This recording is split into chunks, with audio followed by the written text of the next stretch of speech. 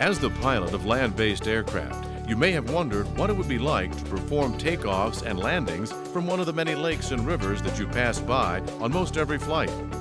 With a seaplane rating, these waterways can become runways, and there is no better time to find out more about this rating than right now.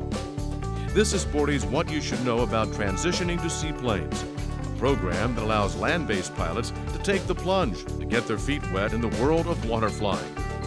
Your host is Rob Ryder, an instrument-rated pilot who is a real aviation enthusiast.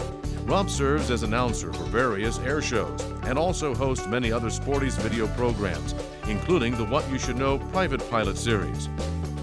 Along the way, a number of noted seaplane instructors will demonstrate the maneuvers described as we travel to Jack Brown's Seaplane Base in Winter Haven, Florida, for a taste of the adventure that seaplanes can provide. Now, let's join Rob as he begins to explain what you should know about transitioning to seaplanes. Hi, I'm glad that you could join us. This program will present a number of generic concepts and procedures for flying seaplanes. It is not a substitute for competent instruction or the procedures outlined by the manufacturer of your seaplane. Your instructor should explain the procedures and policies unique to your aircraft and local operation. Follow the guidance of your instructor and your manufacturer.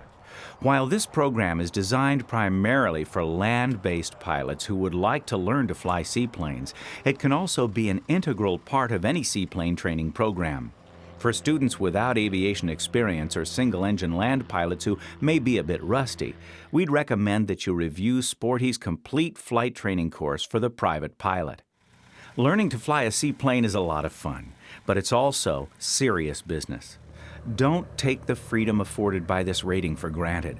While most of your seaplane flying may be recreational and conducted in good weather, you should still approach your training and every flight thereafter with a deliberate and professional attitude. For a pilot with an airplane single-engine land rating on his pilot certificate, adding an airplane single-engine C rating is classified as the addition of a class rating.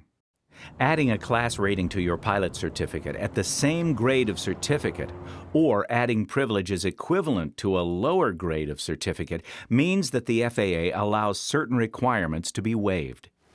The FAA does require the pilot to be trained in and demonstrate proficiency in the areas of operation appropriate to the rating, but the minimum hour requirements do not need to be met in the class of aircraft.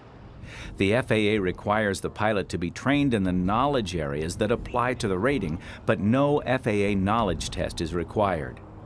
The pilot must pass a practical test for the rating, but tasks and areas of operation that were demonstrated for a previous rating do not require testing. The examiner may ask to see these previously demonstrated items if he so chooses, so the pilot should be proficient in these as well.